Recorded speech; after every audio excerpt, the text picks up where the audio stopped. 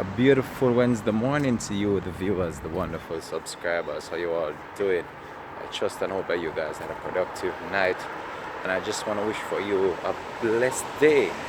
Despite what is going on around us, we still have to maintain that focus and that composure and just try to put our best foot out there, because at times we're going to feel as if situations are so overwhelming and we believe that we cannot achieve certain things unless we put our all into it. But guess what?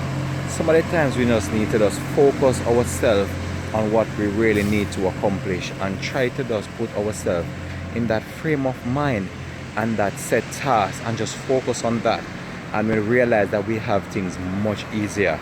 At times you're going to feel as if you want to give up, but guess what?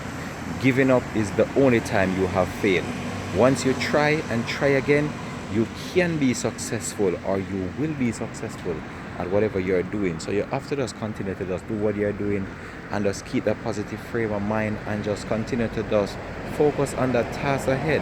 And despite what the situation may be, and despite the circumstances or the predicament that you're caught in, you always remember that if you put yourself in that position and put your best out there, you will achieve what you want. So just have a blessed and productive day from Links TV.